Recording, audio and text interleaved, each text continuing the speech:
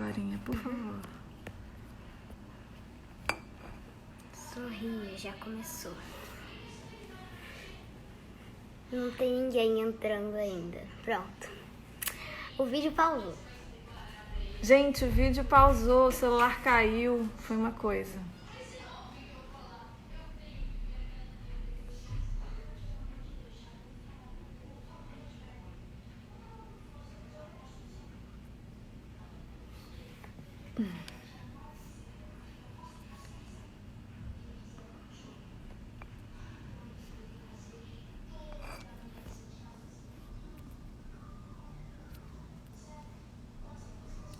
Cadê Sussu?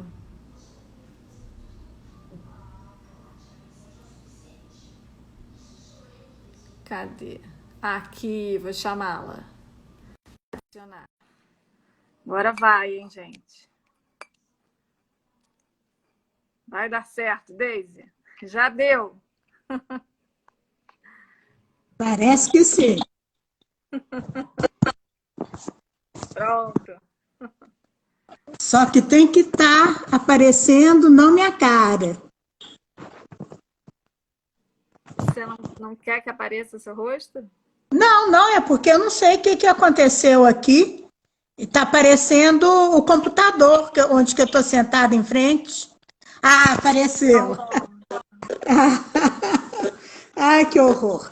Bom, uma das coisas, né, para a gente pensar online é que o professor tem que entender de internet pra caramba, né? É difícil, porque assim as coisas vão acontecendo e eu mais ou menos entendo, mas não é muito. Se você tivesse me perguntado em março se eu consideraria dar aula online de psicomotricidade, eu diria que não. Inclusive, o Juanmila estava aqui em Belo Horizonte, dando uma vivência para a turma que já está no final da formação, no final da pós-graduação. E essa turma, nós adiamos, não demos online, passamos para ver se volta presencial em julho, porque já estavam num momento que a presença, o corpo presente, que é o mais específico da psicomotricidade, era necessário, né? E nós começamos, então, com uma turma nova, que está tendo a primeira experiência da psicomotricidade online, né? E eu acho que é muito interessante a gente pensar sobre essa questão de trabalho EAD e de aula remota. A primeira coisa é que a legislação brasileira diz que a educação à distância é caracterizada pela diversidade de tempo e espaço.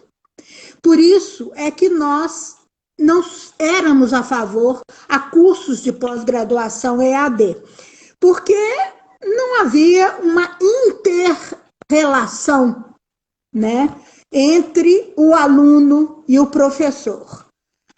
Eram vídeos gravados, né, aulas colocadas, e o aluno podia acessar de manhã, de tarde ou de noite, a hora que quisesse. Na PUC, nós consideramos as aulas de acesso remoto, e que a gente pode chamar também de aula síncrono. Por que elas são síncronas? Porque no mesmo período em que haveria aula presencial, a gente está online com os alunos. Se as aulas começam às 7, a gente está até antes das 7, porque vários alunos têm dificuldade para entrar nos aplicativos, né? Porque nem todo mundo era um nerd de informática, né? Então, gente, eu e você não, né, Suzana? A gente já entrou rapidinho, já resolvemos tudo, uma beleza. Já estamos funcionando bem, né? Então, assim, a gente espera o aluno antes das 7. Às vezes demora, a aula, em vez de começar às 7, vai sair 7h30, e a gente vai até 10h20, num contato que é presencial. Então, a gente coloca que esse contato é presencial mediado por tecnologia. E a gente pode chamar de aula remota, aula síncrona ou aulas telepresenciais. Então, o que é a grande diferença? É exatamente essa, porque a gente usa, na PUC a gente usa o Teams, que é do Microsoft, né? E a PUC assinou esse pacote e viabilizou para não sei quantos mil professores, que são professores da pós em várias especialidades, né? Então, a gente utiliza, então, ao vivo, tecnologias para videoconferência, né? Que nós usamos o Teams, né? E tanto os estudantes quanto os professores, a gente se encontra, a gente interage, a gente troca materiais online e em tempo real. Agora, há uma aproximação, né? Uma interação, uma interrelação que reproduz a presença física. De certa maneira, a gente consegue ver expressões, pequenos movimentos, imagina que está havendo mudanças de tons, tudo isso que são os sinais do nosso corpo presente e que estariam na sala de aula, né? Agora, então, há um gerenciamento dessa interação, né, entre o professor e o aluno, usando áudio e vídeo. É uma simulação da aula presencial, né? E aí, assim, o professor é chamado demais para esse trabalho, porque não é só esse encontro, pode ser Teams, pode ser Zoom, pode ser Skype, pode ser várias plataformas, né? Mas não é só esse encontro presencial. Nós temos paralelo um outro aplicativo, que é o Canvas. E nesse Canvas a gente tem que fazer um plano de trabalho, módulos, e nesses módulos aos quais o aluno tem acesso no dia da aula, e nele tem um link para esse Teams, também estão publicados textos, vídeos, PowerPoint, o que implica que o professor tem que ter pelo menos uma semana, 10 dias de antecedência para preparar uma aula. Então, é uma coisa assim que acaba sendo até mais desgastante. Como eu sou coordenadora da pós de psicomotricidade, quando novos professores entram para dar aula, eu tenho que assessorar eles também. Esse fim de semana, por exemplo, a Adriana Munaia estava dando aula pela primeira vez e deu maior confusão lá, porque uma dessas coisas que ela publicou com textos, com PowerPoint, para os alunos poderem ver e que eles têm acesso a isso depois também, não estava tendo acesso para alguns dos alunos. Alguns sim tinham acesso, né? Então, o que é que eu vejo nessa história toda? Tanto o aluno tem que estar muito disponível para ficar 4 horas na frente de um computador ou de um celular, né? Quanto o professor tem que fazer da alma, do coração, do corpo, tudo que ele pode para poder programar essas aulas e depois estar online com os alunos. Isso. Né? Isso. A gente tinha, né, até pensado um pouco antes juntas, né, Suzana, assim, sobre essas diferenças assim, que você falou, lógico, mas só para pontuar ainda mais o pessoal que está entrando agora. Uhum. Então, assim, na aula EAD, as aulas são gravadas, né? Sim. Existe um tutor, que é uma pessoa que vai tirar dúvidas quando esses alunos, né, procurarem, tiverem dúvidas. As atividades, os materiais, as avaliações são todas padronizadas. É um padrão. Normalmente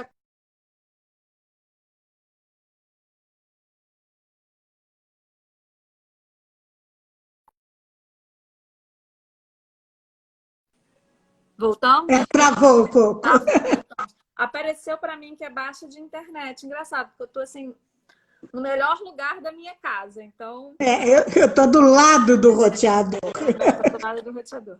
E a aula remota, que é esse sistema, né, que a senhora está falando, que ela como coordenadora lá da especialização da psicomotricidade da PUC Minas, né? E eu e o Ricardo, aqui na nossa formação de psicomotricidade em educação psicomotora, na Curumim Psicomotricidade, a gente está optando pela aula remota, que é uma outra história, né? Então, as aulas elas são em tempo real.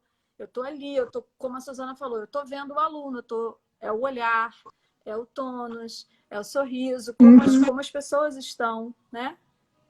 Suzana travou para mim agora, gente. Oh, meu Deus do céu!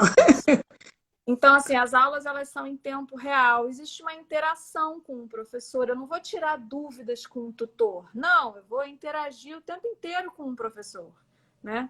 Durante a aula. O material ele é montado pelo professor. Então, é isso que a gente está vendo, Ricardo, né? A gente está montando. É a nossa formação. A gente já formou algumas turmas, mas agora ela está começando. Assim que acabar a quarentena, as aulas voltam a ser presenciais. Mas elas estão começando, essa turma está começando online. Então, a gente está criando, é uma criação nossa, né? O modo como a gente vai avaliar o resultado do trabalho, os materiais, e tudo tem que ser dinâmico, personalizado, criativo, né? Para que essas aulas remotas, que são bem diferentes do EAD, tenham consistência e, de fato, favoreçam a formação desse psicomotricista, seja em pós, seja em formação.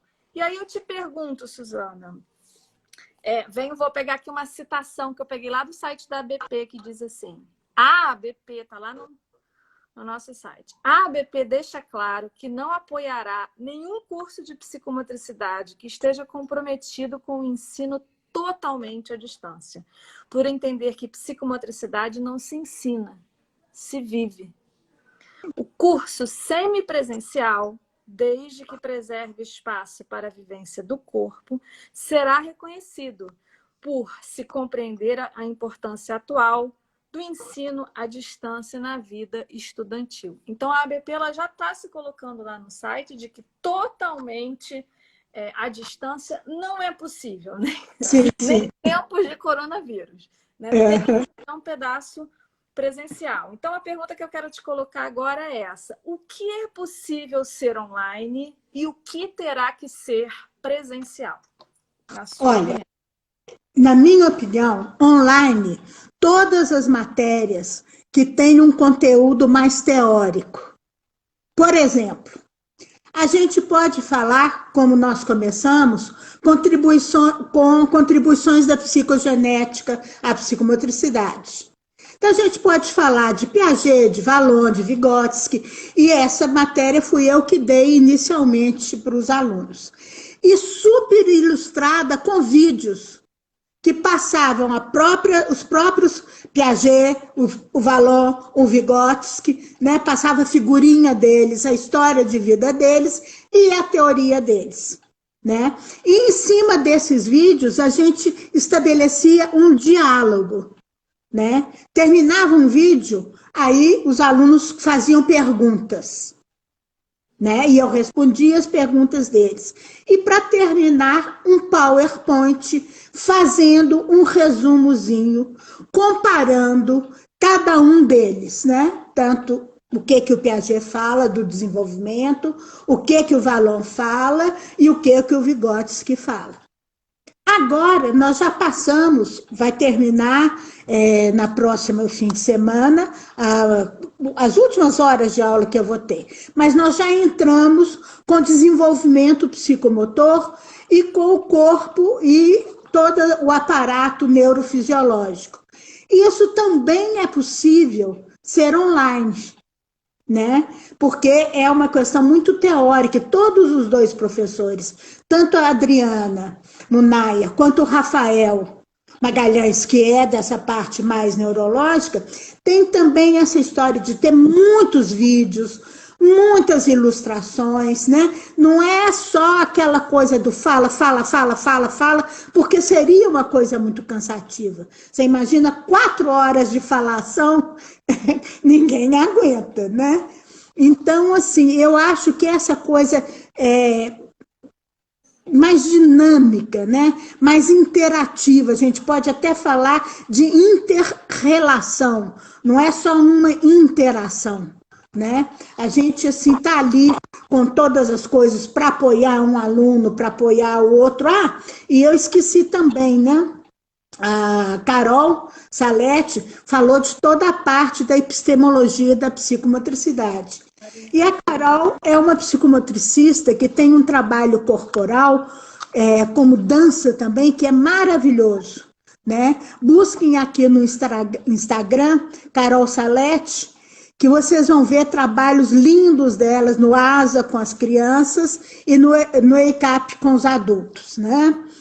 E ela tem feito experiências, inclusive pequenas experiências corporais com os alunos, né? Por exemplo, um que ela me falou, pediu aos alunos que desenhassem a eles mesmos como figura humana.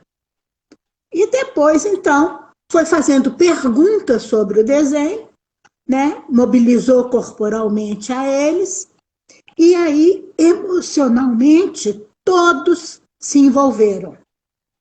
Alguns chegaram até a chorar, que é uma das coisas que a gente está acostumada nas vivências corporais que pode acontecer. Quando a emoção transborda, muitas vezes ela transborda em lágrimas, né? E eu acho que é exatamente essa possibilidade de transicional, né? Como diria o Winnicott, né? De poder estar num espaço que é preenchido pelo criar do professor e do aluno e pelo encontro afetivo, é que faz a possibilidade da gente ter uma parte das matérias online. Yes. O que é vivência, o que é formação pessoal, é mais aprofundada, só vídeo, só contato, não dá. Você mesmo já me falou de experiências também, né? Sim. Isso me faz lembrar uma frase que eu gosto muito, do José Pacheco, que ele vai dizer: o professor não ensina o que ele sabe, ele transmite quem ele é. Então, Sim. tem alguma coisa que é da ordem da transmissão, né? Que é da transmissão de um saber, né? É mais do que de um ensinamento formal e Sim, objetivo, né? sim. E isso a gente precisa do encontro, né? Então, deixando aqui bem claro que a ABP, ela não aceita, né? Todos nós, psicomotricistas sérios, não aceitamos pós-graduações EAD, no formato EAD, 100% EAD, ou formação EAD, isso não existe. A gente está discutindo aqui, né, de um outro lugar. Mas isso que Suzana falou, que, dos exemplos, né, porque assim, a gente tem feito algumas práticas com os alunos lá na formação e elas têm sido bem interessantes. Assim. Uma delas foi sobre o olhar psicomotor. Eu pedi para os alunos para que eles pegassem um papel e fizessem no papel um buraco no meio, assim, com a mão ou com uma tesoura. Então, eles passaram a ter, né, um papel com um buraco no meio. Aqui eles criaram uma espécie de moldura, onde eles podem desenhar, pintar, com o material que eles tiverem em casa, né?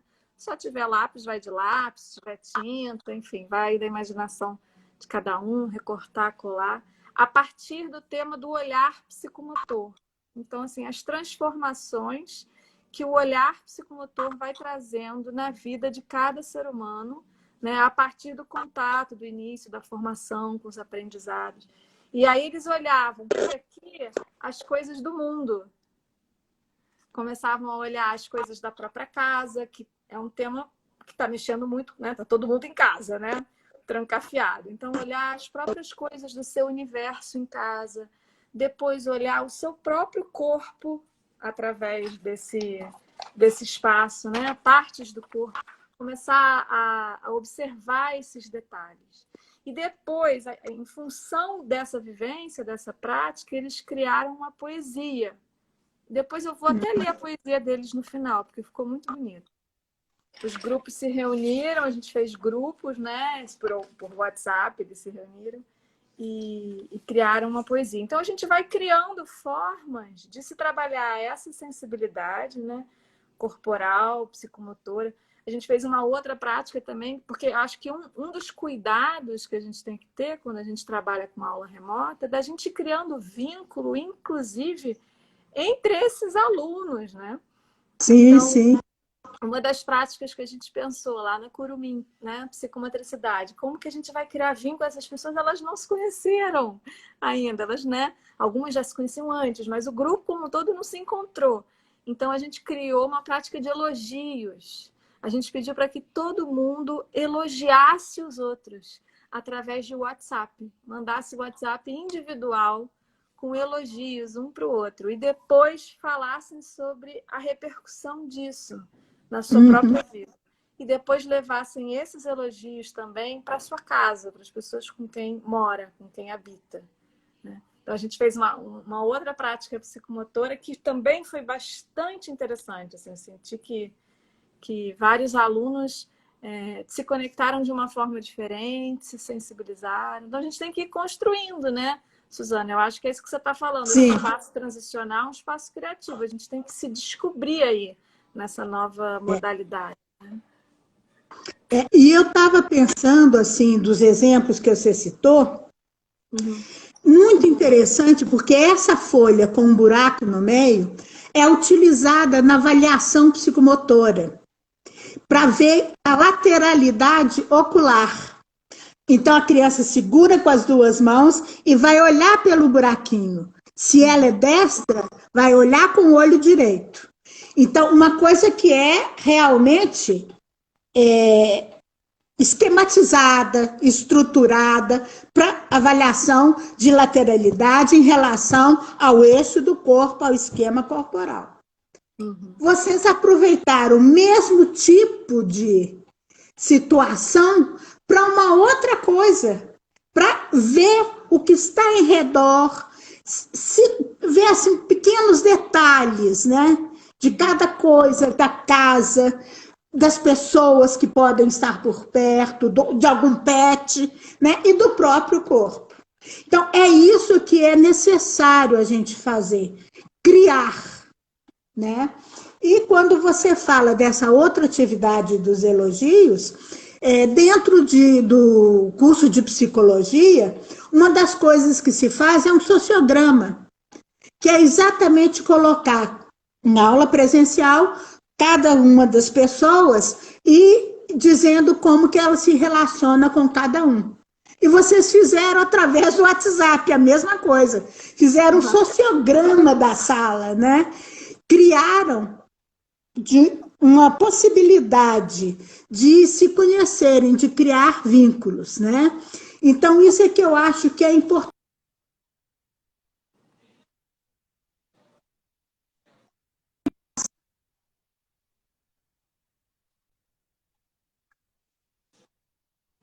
Tá falhando um pouquinho, Suzana. Deu uma travada, mas já voltou. Já estamos bem. Já voltou, já estamos bem. Voltou agora? Posso falar? Acho que sim. Pode falar, Bom, pode falar. Então, a psicomotricidade, ela é alguma coisa que é desse nível da criatividade, como diria Winnicott, né? Desse espaço transicional. Mas ela é mais do que isso. Ela é o que eu coloco como uma melodia cinética, né? Que é toda aquela marca que a gente tem corporalmente na nossa imagem inconsciente do corpo, de acordo com todo o percurso da nossa libido, que é exatamente que dá o tom, que dá como aquele diálogo tônico emocional se dá entre as pessoas. E isso daí é algo que a gente tem que buscar realmente no corpo a corpo. Ou então, a gente agora, por uma circunstância, né, da nossa época, que é essa pandemia horrorosa, nós estamos tentando não ter um corpo a corpo direto, mas um corpo a corpo que é mediado, principalmente porque pelo visual, que a tela nos permite ter essa visual, e pela palavra que entra na audição. Então, é visual e sonoro. E não é só as coisas semânticas da palavra que estão aí, não. É essa modulação tônico-emocional, essa melodia das palavras, né, que ultrapassa a questão de significado, né? E é exatamente aí que o psicomotricista pode ter uma intervenção, porque cada psicomotricista, quando intervém, seja na educação ou na terapia, ele tem um estilo próprio. Ninguém repete o que o outro faz. Mesmo que eu seja uma excelente professora, eu não quero que os meus alunos repitam o que eu faço. Eu quero que eles encontrem nesse corpo deles, nessa linguagem que é psicocorporal, que é tônica e melódica, a possibilidade de estar ou com seu aluno na educação psicomotora ou com seu paciente na terapia e na clínica, né? Isso, muito bom. Você tinha falado também, Suzana, que você queria contar um pouquinho para a gente sobre o que você tem pensado sobre o professor psicomotricista e suas implicações nesse projeto da aula. Pois é. Essa questão é muito importante, né? Porque nem todo professor tem um acesso a essas tecnologias, né? E muitas vezes a gente se descabela, né? Não estou conseguindo pôr esse arquivo lá no Canvas. Nossa, o que eu preciso fazer? Como é que eu faço um vídeo para os alunos? Então, assim, tem coisas que realmente remetem ao mundo interno do próprio professor. E ele tem que realmente saber lidar também com uma dose de frustração. Porque a novidade é para os alunos e é para ele também. Estão todos numa situação nova. E eu acho que é essa a questão, né?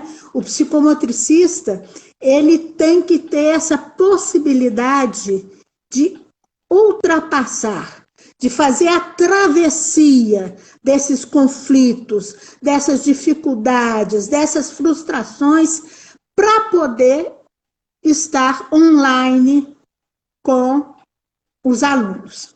Por exemplo, aqui nessas lives, de vez em quando o Instagram pausa, trava. Se a gente não conseguir lidar com essas coisas que trava e que a gente espera com calma, vai ser um encontro muito conflitivo, não é? E eu acho que é exatamente isso que é o que o psicomotricista tem que ter, que é essa resiliência, essa possibilidade de transformar, de modificar uma situação, de criar algo novo para poder ter uma relação pessoa a pessoa, coração a coração, como diria a Françoise Doutor. Né? Muito bem.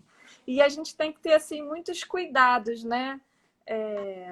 Suzana, eu tenho pensado muito sobre a questão dos cuidados, né? Os cuidados que a gente tem que ter com os alunos, para eles se sentirem acolhidos, para eles se sentirem sendo vistos, sendo ouvidos, né? Não sendo somente receptáculos de uma informação através de uma tela. Não, deles estarem ali participando ativamente, de forma criativa, né? Fazendo essa travessia, como você mesmo falou. E aí eu tenho pensado muito assim, como que a gente pode acessar com cuidado essas memórias psicomotoras de cada aluno, né? Como que através dessas práticas que a gente tem elaborado, com cuidado, com carinho, eu e Ricardo, como que a gente vai delicadamente acessando essas memórias, né? Essas memórias corporais, essas memórias psicomotoras, né? Eu tenho achado também importante ouvir os alunos, assim, saber deles, como eles estão se sentindo durante as aulas remotas. Assim. Sim, né? sim. Como que eles estão se sentindo? Porque é isso que você está dizendo. É novo para todo mundo, né? Então, está se sentindo bem, está se sentindo amparado, né? Olhado, cuidado.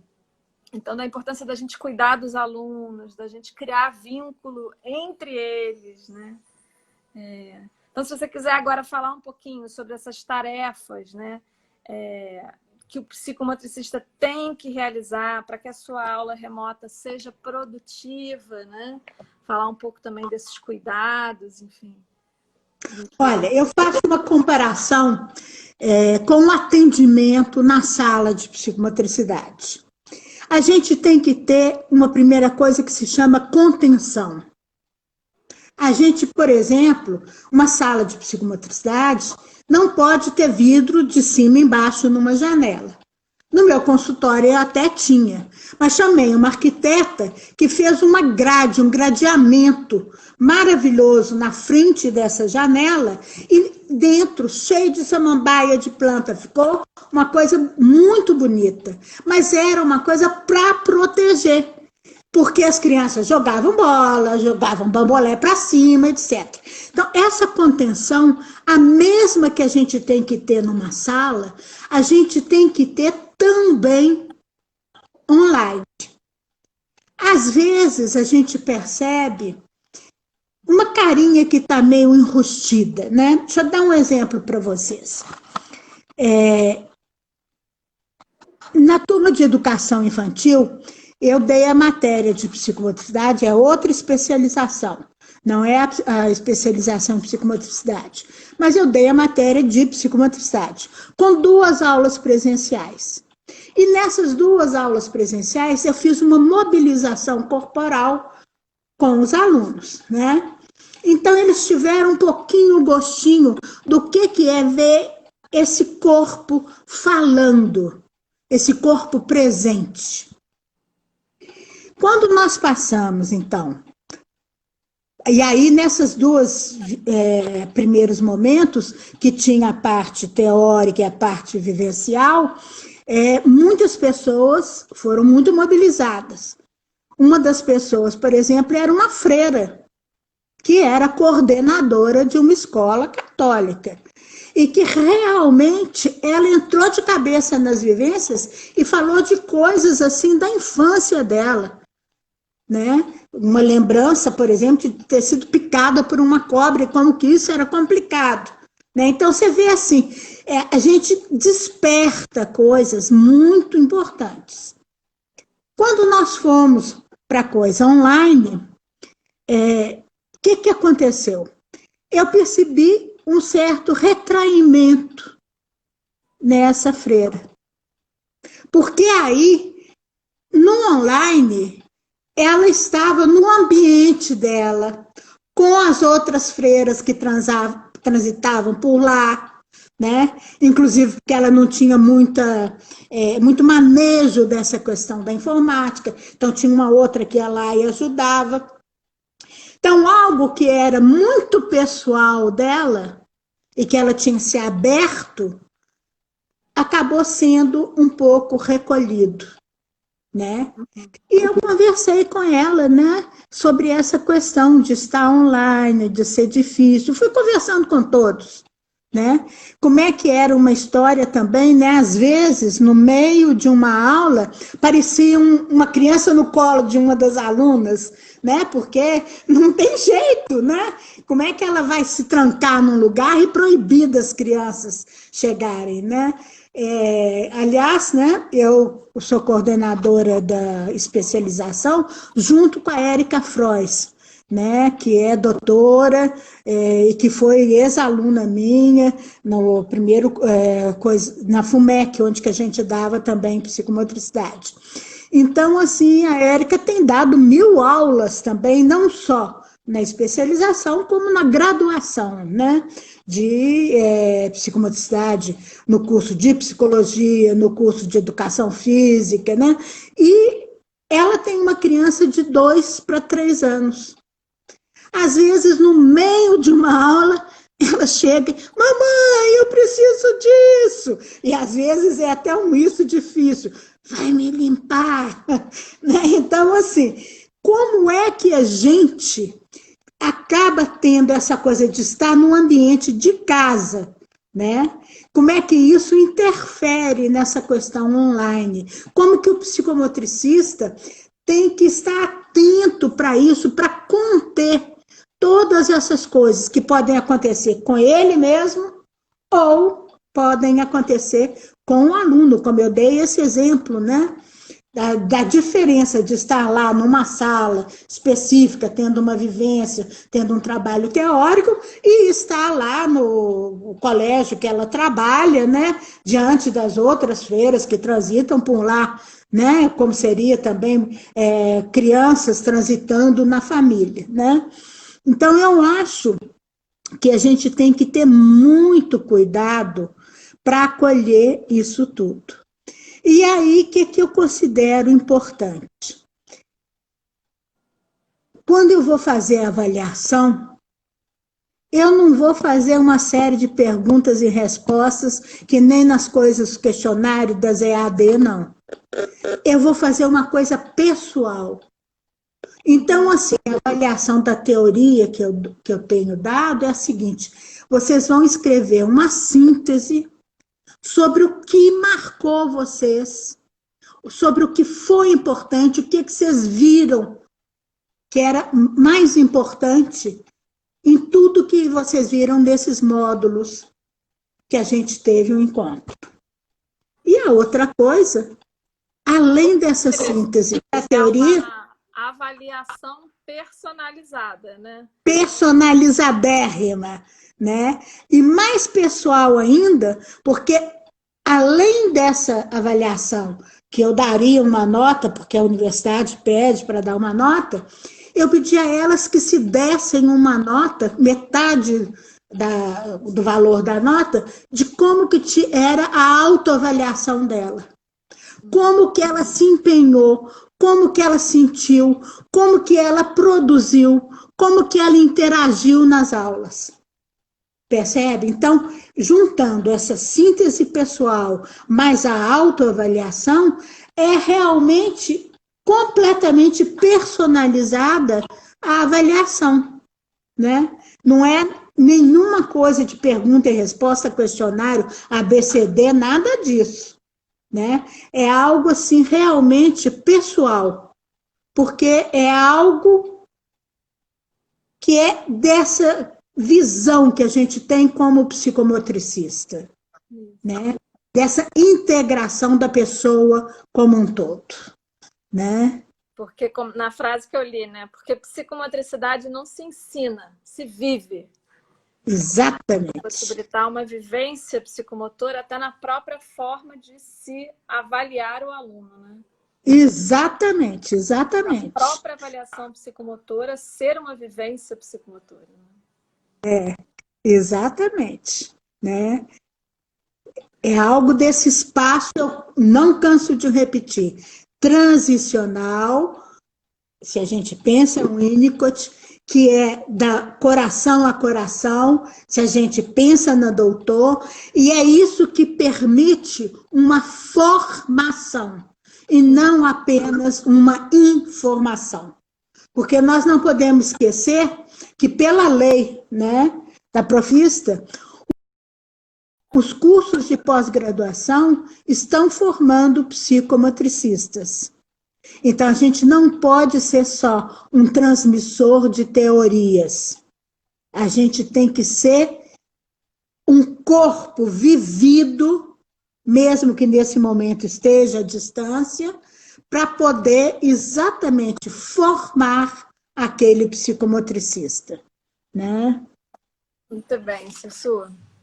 Posso ler aqui para vocês a poesia que os nossos alunos dessa turma agora de aula remota fizeram depois do nosso trabalho de ver o mundo através de um furo, acho que tem a ver com isso que a gente está falando agora, né? Das transformações. Olha que bonito, olha que poético, olha o que eles escreveram a partir dessa prática que foi assim. Eu mandei um vídeo, eu mandei até esse vídeo para você também, né? Para você ver. Eu mandei um videozinho para eles assim, explicando isso. Gente, vai lá, tira esse pedaço do meio, observa as coisas, observa o seu corpo. Um vídeo curto que desse para ir por WhatsApp. E aí depois eles escreveram uma poesia, eu queria ler para vocês. Deixa eu ver, só um instantinho. Eu preciso. Sim. Aqui, a filha entrando aqui nesse momento, na sala. Aí, tá vendo? São essas coisas que realmente interferem com o professor, com o aluno e com nós como profissionais numa live, né? É esse As aulas ambiente de casa, né? e dados a necessidade da gente acolher isso, né? Sim. Olha lá. Quando olho na janela, viajo mundo afora sem sair de casa. Pelos túneis da cidade, sinto a paz interior, que me leva ao fundo do mar, como se fosse o Cristo Redentor. Emergindo do oceano que me acolhe, me reconecto com a minha origem, desvencilhando de tudo que me encolhe.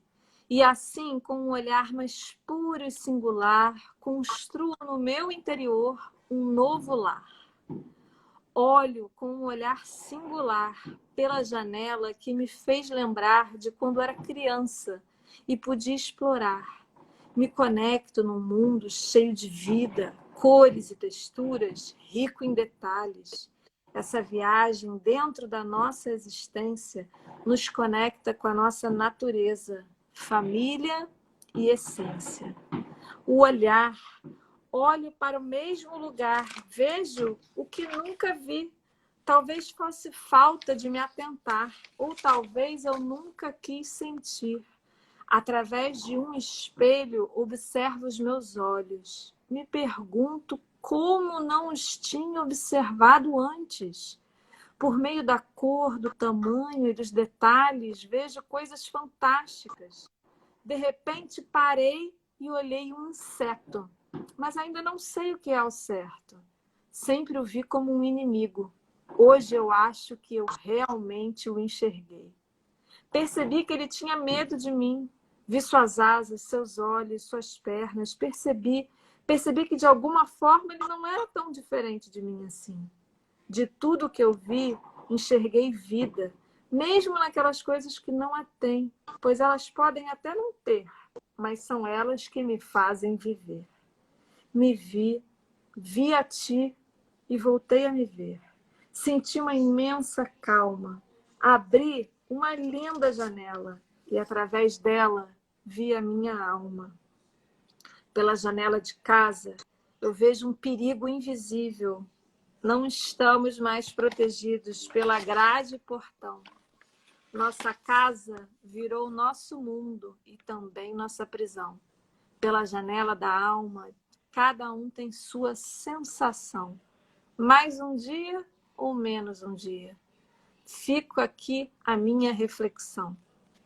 Meus mergulhos profundos me assustam, causa medo a escuridão da queda. Volto a mim com uma periodicidade ancestral. E sangro, rasgo, engasgo, me perco no caminho de encontrar-me com aquela que eu sou. Espio as janelas da alma. Lá fora, há sol e mar, asfalto quente e carne pulsante. Pés descalços, mãos, abraços, cactos. Tem ali um cheiro de mato que eu gosto. Ele entra, invade a janela, sussurra pelos hiatos do mirante. Vem e vou. Eu mudo, desnudo, me viro, descubro, não me entrego, mergulho, estou no mundo. Olha que Sou lindo! eu que renasço, no meu tempo, no meu ritmo, pulsante e desejante de ser eu, de ser mais, agora refeita, meu olhar se ajeita, sem medo de achar uma nova jornada. Em mim faz morada o prazer de brincar. Olha que coisa mais linda. Andréia, Rafael, Lívia, Andressa, Juliana, Thaís, Daniele, Luana, Rafael, Anne, Fernanda e Marilúcia. Olha, sabe o que eu estou lembrando aqui? Quando a gente trabalhava com educação psicomotora, por exemplo, o projeto Movimento, que a gente fez em escolas estaduais, as crianças brincavam. E depois de brincar, elas faziam um texto sobre aquela vivência. E isso nós fizemos, parece que travou. Deixa eu... Travou um pouco. Eu estava vendo Voltou? o projeto, né? Elas brincavam e depois faziam um texto. Faziam um texto. E no final do ano, nós fizemos um livrinho, que era o desenho de cada um e o texto. E esse livrinho, Minhas Vivências, foi entregue aos pais, né? Exatamente essa possibilidade da criatividade e de não ficar só no vivido corporal, de poder ter uma simbolização, né? E é o que essas alunas fizeram com esse poema tão lindo, né? Então, eu acho que a gente, como psicomotricista, a gente tem possibilidade de passar algumas práticas. É claro que é completamente diferente de você dar uma prática presencial, é um outro lugar. Mas também você ficar meses dando aula de psicomotricidade sem ir colocando pequenas práticas, não tem como, porque a pessoa não vai entendendo de fato o que é psicomotricidade. Ela não vai vivendo. Isso, ela não vai vivendo. A gente precisa usar esses estímulos que a gente tem mesmo, os estímulos visuais, os estímulos sonoros, os estímulos táteis, que, por exemplo, a gente passou uma prática agora para os alunos que é assim, deles pegarem um pincel e passar esse pincel no corpo. Eu até brinquei, falei, quem não tem pincel, pega um pregador de roupa, bota um algodão, fica uma delícia também. Passa esse algodão pelo corpo. Depois de passar toda essa percepção, né, sensorialização e tal, percebendo linhas, cores, texturas, você vai brincar de pintar com este corpo o espaço, como se o seu próprio corpo fosse um pincel. Então, escolhe uma cor e brinca de pintar o espaço com o seu próprio corpo. E no final você faz uma arte a partir dessa vivência, com o material plástico que você tiver em casa. Se você tiver coisa para recortar e colar, se você tiver sua canetinha, se você tiver tinta, enfim. Bota isso numa coisa plástica e apresenta isso para a gente na próxima aula. Essa é a prática atual, a gente ainda não tem o retorno, eles estão fazendo essa, eles receberam hoje essa. Mas assim, vai dando os estímulos, né? São estímulos táteis, estímulos plásticos, são os recursos que a gente tem e que os alunos também podem, né, usar. São os recursos do psicomotricista, mesmo sendo aula remota, né? Então, e aí eu quero dar uma intervenção, né? Porque o que acontece e que a gente tem que tomar todo cuidado é que quando uma vivência dessas é feita presencialmente, no corpo a corpo, na vivência corporal, a gente é capaz de perceber se houve algo que mexeu em algum signo marcado, conflitivo, e que levou aquela pessoa a ter uma vivência desconfortável. Nesse tipo de trabalho, é só depois ela relatando que a gente vai saber se isso ocorreu. Deixa eu dar um exemplo para vocês da formação do Centro de Estudos da Relação Psicomotora. Eu dei uma vivência para experimentar sensações. Tinha panos ásperos, panos leves, transparentes, escuros, tinha cheiros diferentes, coisa de amônia, por exemplo, de limpar chão e perfume, tinha até gostos diferentes, pipoca doce, salgada, tinha todas essas coisas das sensações. E a mãe ia levando o filho para conhecer essas sensações do mundo. De repente, eu percebo um rapaz deitado no meio da sala, embaixo de um véu branco, e só a mão dele é que aparecia assim. Então, são coisas icônicas, indiciais, que é só durante o momento do vivido que a gente vai perceber. Então, uma vivência dessas, como eu estou falando, não seria adequada num telepresencial, porque você não teria a possibilidade de intervir naquele momento. Como eu vi aquela mão, quase como pedindo uma ajuda, eu fui me aproximando, encostei na mão, brinquei com a mão e acabei trazendo ele para o meu colo e vi que ele estava com a respiração toda alterada, um tônus desfalecido. Então eu retonifiquei, ajudei a respiração, fiz esse rapaz sair daquela vivência horrorosa. Conversando com ele depois, falei assim, pergunta como é que foi o seu parto. Porque o traumatizante desse início de vida.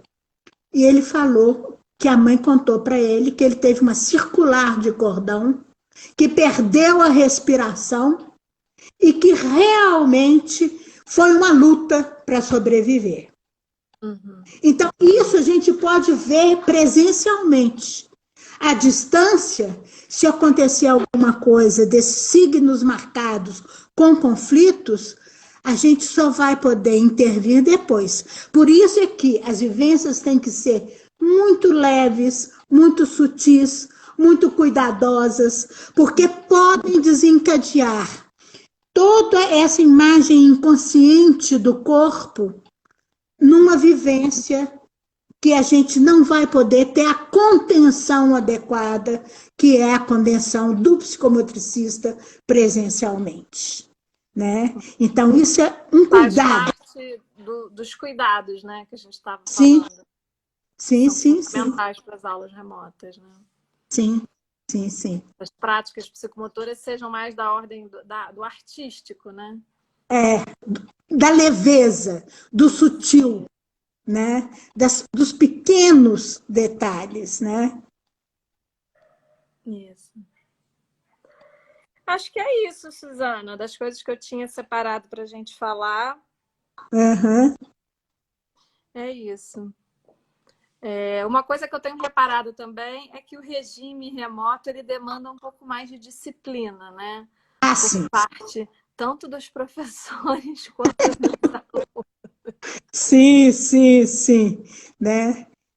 Acho que isso também é um ponto assim, que é diferente. A gente tem que se atentar aí para uma série de regras e de chegar antes do horário para ver se as coisas vão funcionar direito e organizar a aula com muita antecedência para que a aula não seja só falada, para que a gente possa usar o recurso PowerPoint. Então tem uma questão de disciplina aí bem maior, né? Isso, por parte do aluno também, para ele não deixar o curso passar, né? Agarrá-lo com a mão. Por mais que tenha o material postado no Canvas, por exemplo, e que o aluno vai ter acesso a ele para o resto da vida, né? Não adianta, porque essa inter-relação que existe na aula remota, ela é específica, né? E ainda tem uma outra coisa, a PUC é muitíssimo cuidadosa. Nós temos que gravar, o Teams permite isso, do início ao fim da aula. Eu só interrompo, por exemplo, quando vai ver um vídeo, PowerPoint, porque senão fica um arquivo desse tamanhozão, né? Então, assim, faço pequenos trechos. E essa gravação é colocada no Canvas. E o aluno pode recorrer e retomar o que foi gravado. Então, eu acho que essa é uma questão, assim, desse cuidado, né? A universidade está tomando e nós, coordenadores e professores, estamos tendo, né? Eu tive, por exemplo, na educação infantil, um aluno que na primeira aula chegou, conversou, telepresencial, conversou, falou, e disse, olha, infelizmente eu vou ter que sair. E ele viu não só os materiais postados, textos, PowerPoint, vídeos, como também a gravação da aula inteira. Então, imagina a avaliação que esse cara fez, a síntese que ele fez. Empenhadíssimo e, assim, muito tranquilo, sabe? Então, assim, são recursos que a gente tem que utilizar e eu acho que se você tiver essa possibilidade de gravar, né? Sim, Esses encontros estão gravando, né? E viabilizar depois para eles também, pode ser quando voltarem ao presencial, viabilizar para eles, né? Isso e trabalharem como que foi vivido aquilo, né? Eu acho que pode ser uma ideia muito boa, né? A gente está gravando a parte teórica e estamos em discussão sobre se gravamos ou não as pequenas práticas corporais que a gente dá antes de começar a teoria, que a gente sempre dá uma prática de 20 minutos, meia hora. Então, pois é. A equipe, a gente tem conversado muito sobre isso, né? Assim, quanto que a sugestão que eu dou é de gravarem, mas só discutirem sobre elas, mandarem imagens só presencialmente. Eu tive a experiência no Centro de Estudos da Relação Psicomotora de gravar as vivências e depois fazer um condensado e presencialmente com os alunos passar e eles reverem o que viveram, como que foram as interações, e aí fazer uma aula teórico-prática sobre o próprio vivido. Muito e legal. Isso foi muito interessante. Muito e é uma legal. sugestão que eu dou para vocês. Né? Da sugestão. Uhum. Vamos acatá-la. Gente, quero agradecer muito a presença de vocês todos, agradecer muito a presença de Suzana Veloso Cabral, sócia titular e de honra da Associação Brasileira de Psicoterapia. Isso, eu fiquei absolutamente honrada. Chiquérrimo. Da Associação Brasileira de Psicomotricidade, uma querida, um prazer enorme. Continuaremos ao longo do mês de junho nos encontrando todas as noites no Segundas Intenções, todas as segundas-feiras à noite, com muitos convidados especiais. A próxima é a Adriana, né? Isso, que é do meu coração. Era do Centro de Estudos da Relação Psicomotora. Fez toda essa formação e o diploma dela é chiquérrimo, assinado pelo Lapierre, que todos os alunos tiveram naquela época a assinatura do Lapierre, né? Próxima Munaia. Depois Cissa Mello, Roberta Kolbe e no final do mês Léa Tiriba. Um mês e tanto aberto com muito sucesso e com muito carinho por Suzana. Obrigada, viu? Um beijo e vi grandes amigas aqui. Deise, Alzira, né? Várias pessoas que são do coração, né? E agradeço a presença delas, tá? Boa, um beijo e um pão de queijo. Isso! E uma goiabada com queijo. Uma goiabada com queijo. Tá? Beijo, tchau, querida. Dá um beijão no Ricardo, tá? Muito obrigada pela sua participação, Suzana. Tchau, querida.